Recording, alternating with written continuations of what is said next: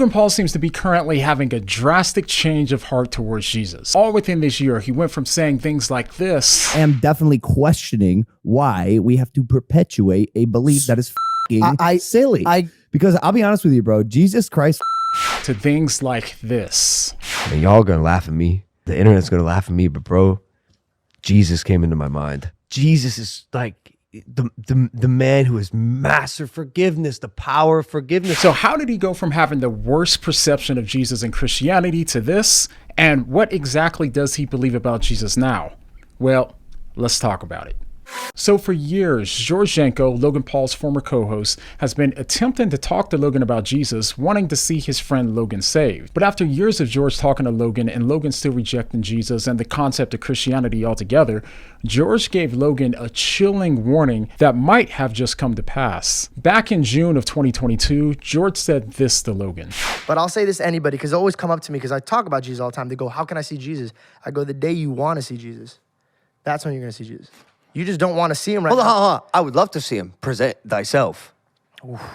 Imagine somebody just popped up. And by the way, I pray. Be careful how you say that, because remember, how he presents himself might not be how you want him to present himself. The conversations between George and Logan continued until the moment that I'm sure that most of you probably remember. Back in January of 2023, Logan seemed to have enough as he appeared to blow up on George and started mocking George for his faith in Jesus. I just am definitely questioning why we have to perpetuate a belief that is silly.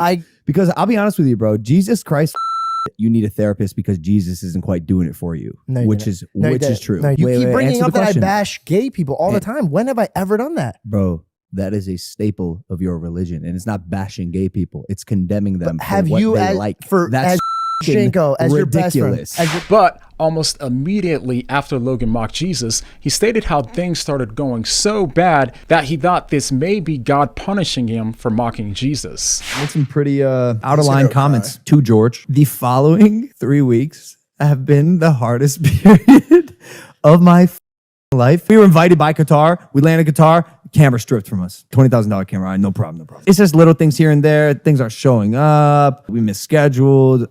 Got violent food poisoning. Next day got alcohol poisoning. Our luggage was delayed, so we had no clothes to get to our events. Me and Mike got in a massive fight. Qatar was the first time I felt the wrath of God. Ironically, I defamed Jesus and God, and I felt his wrath. It was very telling to me how the karmic energy of the universe, this is what I'll call it, just went right back around and put me in my place. But ever since this podcast, things seem to only get worse for Logan. George left the Impulsive show, Logan became more and more hated in the public eye, and he also found himself in a viral beef with Dylan Dennis as they prepared for their boxing match on October 14th. Leading up to the fight, Dennis posted hundreds of pictures and videos of Logan Paul's new fiance with other men, which led Logan's fiance to eventually file a restraining order against Dennis, and it definitely made the fight a lot more personal for Logan. And if that wasn't enough, in the midst of all of the stress of what seemed like the entire world mocking Logan for proposing to a woman with such a past, he got into a public confrontation with his longtime friend and fellow YouTuber, Gideon. Logan, can we get a quick interview? I wasn't the one laughing when Jake was making fun of me. I'm real when it needs to be real, and you don't deserve to be real too. Yeah, right. You got a whole nother fight to worry about. Please. Please. Hey, say less, Logan. Hey! But where this gets interesting is that in their lead up to their argument, Gideon said that he told Logan that he needed Jesus and that Jesus was trying to get Logan's attention. And you know the crazy thing about it, chat?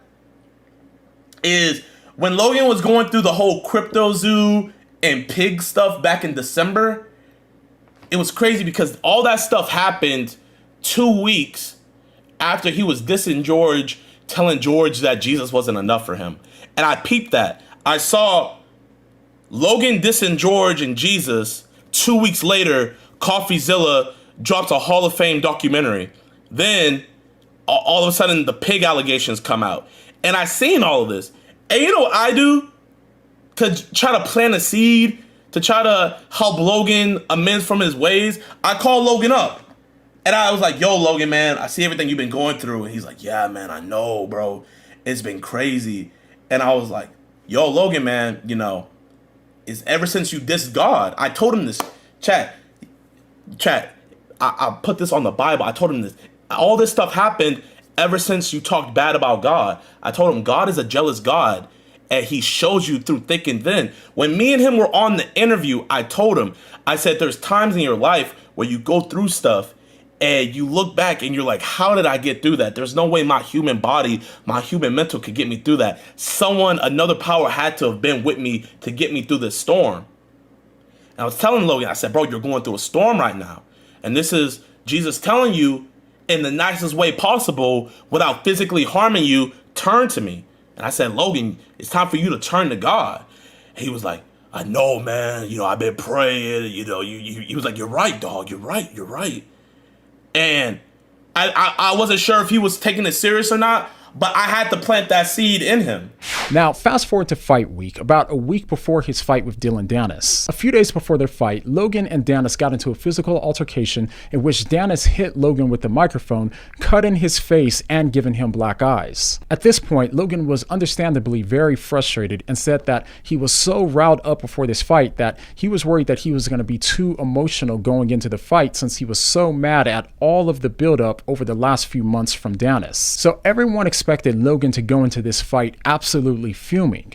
But at the face-off immediately before the fight started, you could see Logan Paul telling Dennis, I forgive you, over and over. And this is the moment that Logan said later that Jesus helped him to forgive Dylan Dennis. Here's what he said. So I come back to the house and I'm like, it might be harder to flip that switch into calmness and tranquility and fighting with my mind, not my heart, than I thought. How do I do this? So me and Nina sat right over there. We had a meditation.